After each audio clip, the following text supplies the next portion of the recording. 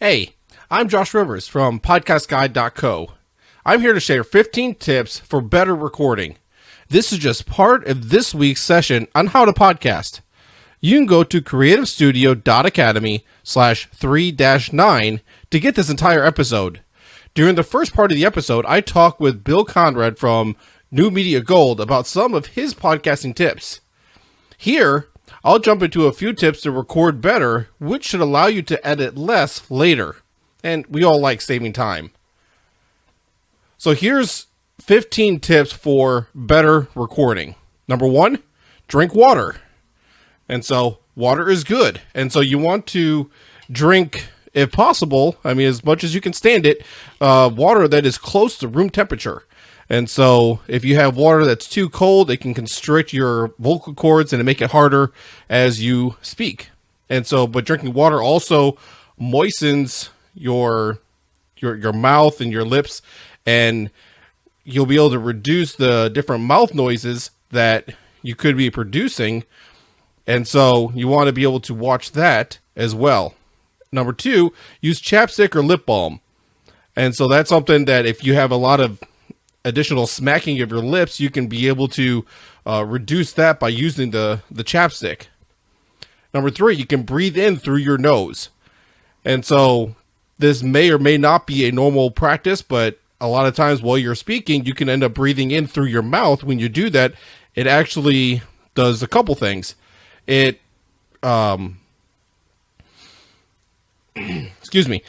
it dries your mouth a little bit in your throat as you do that, a little bit more than normal. And then also it creates a louder noise than if you just breathe through your nose. And so also when you breathe in through your nose, the air ends up picking up some moisture particles. I don't understand all the science behind it, but you breathe that in and it helps to be able to keep it a little moist from what I understand. Number 2, you want to speak over your mic or speak across. You don't want to speak into the mic. And so depending on which angle your microphone is, some people have their microphone up, some people have their microphone a little more down. So you might have heard a little extra noise from me moving the microphone, but anyway, you want to speak across it or into it. And so sometimes you even might want to have it maybe just angled towards you a little bit. And so that helps you to be able to do that. If you're speaking directly into the mic, that will increase the impact that the sound has on the microphone, and it can cause it to be able to peak out when you're not intending it to. And so then also you can use a pop filter or a windscreen or both. And so right now this black foam ball that goes over the microphone is the windscreen. Then there's also a pop filter, which is basically the circular thing. It could be either metal, some places are cloth. And so that creates an extra barrier there that kind of breaks up the sound as it's going into the microphone, and it reduces the pops and the plosives that would go into the microphone as you're speaking. And so you want to try to reduce those as much as possible, and those are some ways to be able to do that. Number 6, you want to get close to the microphone. And so one reason for this is so that you can be able to adjust your microphone, and this actually goes with number 7, turn the gain only up as much as needed. So when you get close to the microphone, you can turn the gain up if you're using a mixer, that is. If you're not using a mixer, you're just recording straight into your computer or something, then you don't necessarily have all that control. But you want to be able to do that. That way it picks up less of the room noise, and there will be less chance of a hum or a hiss that gets introduced. And so you want to keep those low as much as possible. And then, but still, obviously, you want to keep your volume level where it needs to be. And so, but that's a way that you could be able to produce a better quality of sound as you're doing that. Number 8, you want to have a room as much as possible with soft features. And so if you're seeing in the video, you can see that there are a lot of hard surfaces in the room that I'm at. And so one of the soft things is I do have carpet in this room. And so, but you want to have some soft things that can be able to help absorb the sound, and it doesn't bounce it around as much in the room. And so, and again, if you get close to the microphone and you have the gain only up as much as you need, it can reduce some of that sound as well. And so number 9, you want to try to get children and pets away from your recording room. And so this is something that can be helpful because a lot of times as podcasters, we're podcasting in our house and we can't always do it when we're secluded, when we're alone. And so there's a lot of times when I'm recording that my kids are here as well. And so when I get ready to record, I had to tell them, and say, okay, I'm about to record. You need to make sure that you're quiet. And so a lot of times I'll have them stay in a different part of the house so that they are less chance of making noise and interrupting. And so there's been a couple times that they've interrupted, didn't realize I was still recording. And I'm like, yeah, I'm still recording. So, anyway. And so you want to try to do that and try to keep pets away too, because if you have a dog or a cat, they might come up and distract, and they might meow or bark or whatever, depending on the pet that you have. And so that's one thing that you can do. Try to get them out. Try to get yourself isolated if possible. And so the number 10 kind of goes along with that. Gently instruct others that they should try to be quiet if possible. And so there's times when I'm telling my wife, yeah, I'm going to be doing an interview, and she'll actually even try to take the kids out of the house if possible, so that it's easier to be able to keep them quieter and things like that. And so she tries to work with me on that. And so I definitely appreciate that. That's something that you can be able to do. And so work with the people that are in your family or wherever it is that you're recording. That way you can be able to try to get the best environment possible. Number 11 is you want to turn off your phone and notifications, or at least turn your phone on vibrate. If you have it on vibrate, don't put it on top of your computer desk, because if you do that and it vibrates, it's going to create that vibration and you're going to be able to hear the sound. And so you don't want to do that. So you want to turn those off. And so one thing I actually have is just simply a washcloth, and it sits on my desk, and it's over on a different desk. I have a L-shaped desk, and so it's a different surface than what I'm recording with. And so I put my phone on there. That way, if I do get something, I can be able to see what it is. Or if I'm using my phone for some of the sounds that I put into the recording, I need to have that there.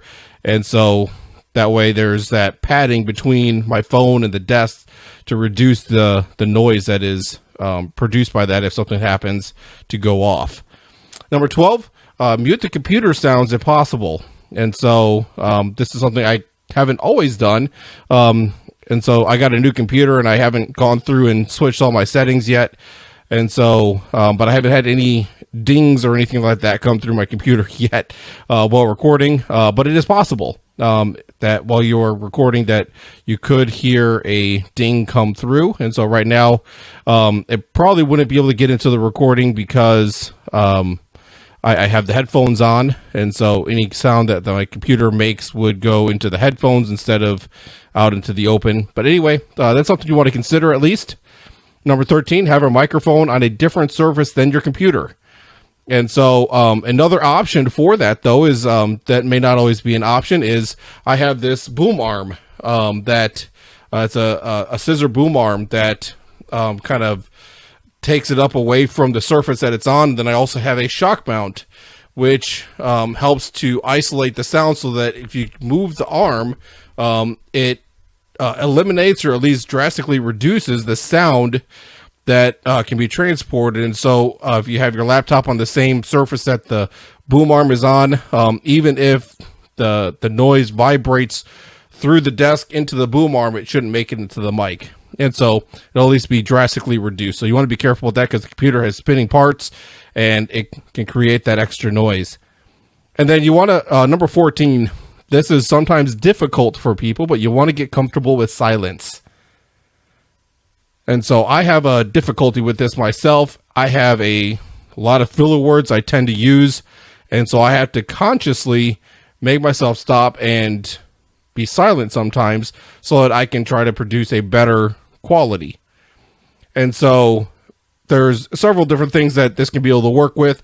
For one, I was doing an interview once with Daniel J. Lewis of the Audacity to Podcast. And his episode was probably the easiest one I ever had to be able to edit, because while we were recording, there was a time that he was in the middle of a sentence and then his dog started to bark. So again, you want to try to get the animals out as much as possible. There was a dog that barked and he stopped waited for the dog to stop, left a space of a couple seconds, and then he started over again with the sentence that he was on. And that made it really easy to be able to find that spot and be able to get a clean cut out of that, to be able to get that that barking out. And so it makes it a lot easier to be able to do that. And so plus also, like I said, when you use a lot of filler words, that makes it difficult to be able to edit as well. And so you want to try to get more comfortable with silence. And so if you have a long gap of silence, it's easy to be able to go in post-production and be able to cut that out. It's easier to be able to do that than it is to try to find all the ums and ahs and and so it's difficult to be able to get that kind of stuff out of the recording. And so you want to be able to try to get more comfortable with silence. And so it takes practice, it takes time. And so that's something you can be able to work on, though. And then number 15, make note of spots to make corrections. And so while you're recording, you note that there's something that needs correction that needs to be done, especially if it's an interview. If you're recording by yourself, then it may not be quite as easy. You might get yourself just distracted too much. But if possible, you can make a note of where corrections need to be made. And so you can either do this by on a sheet of paper or something like that, or scratch paper or whatever. Just mark down the timestamp where that is, and you can be able to come back later to be able to make that correction. Or in some of the recording software, in Audacity, I know there's something, and I believe in Adobe Audition, that there is a thing where you can push a keystroke or combination of keys to be able to make a mark of some sort in the recording, so that when you're going back and editing, you can see where that is and you know that something needs to be done there. And so, and then to kind of go along with this, we're not talking a whole lot about post-production, but taking that spot there, if you make note of those spots, you want to start at the end of the recording and go backwards when you're trying to find those spots. Because if you were to go by the timestamps, if you edit something out if you have like 5 different timestamps that you need to edit, if you edit the first one and you take out a few seconds, that's going to change the timestamps on all the other ones. And so then you're going to be off, and then you're going to be having to go around and search for whatever it is that you need to take out. If you start at the end, all the timestamps will still be accurate for you to be able to go and find those and be able to make that a little quicker as you go through. And so that was a tip from Daniel J. Lewis that I heard on one of his episodes, and it is definitely helpful to be able to do that. So anyway, so those are 15 tips for better recording. Just real quick as a recap. Number 1, drink water. Number 2, use chapstick or lip balm. Number 3, breathe in through your nose. Number 4, speak over your mic, not into it. Number 5, use a pop filter or a windscreen, or even both. Number 6, get close to the microphone. Number 7, turn up the gain only as much as needed. Number 8, you want to have a room with soft features if possible instead of hard features. Number 9, try to get children and pets away from your recording room. And then number 10, gently instruct them on being quieter. Number 11, turn your phone off and notifications off if possible. Number 12, mute the computer sounds if possible. Number 13, have the microphone on a different surface than a computer, or you can use a boom arm with a shock mount. Number 14, get comfortable with silence.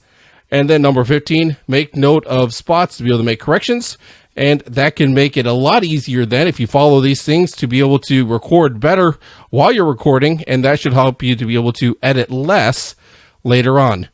So again, if you want to get the full episode to this, you want to get the notes, you can go to creativestudio.academy/3-9. You'll think it's an entire episode. And so also on the website, there is the entire series that I'm doing here on how to podcast. And we started from the beginning, and we're going through a 12-part series on how to podcast, and you can be able to get that there. 9 of them up so far, 3 more to come. And so definitely good things to be able to help you be able to do that. And there's some great interviews with different podcasters to be able to share their insights, their experience, their perspective, to be able to help you be able to be well-rounded as a podcaster. So anyway, with that, we're going to go ahead and sign off. You take care. Again, creativestudio.academy.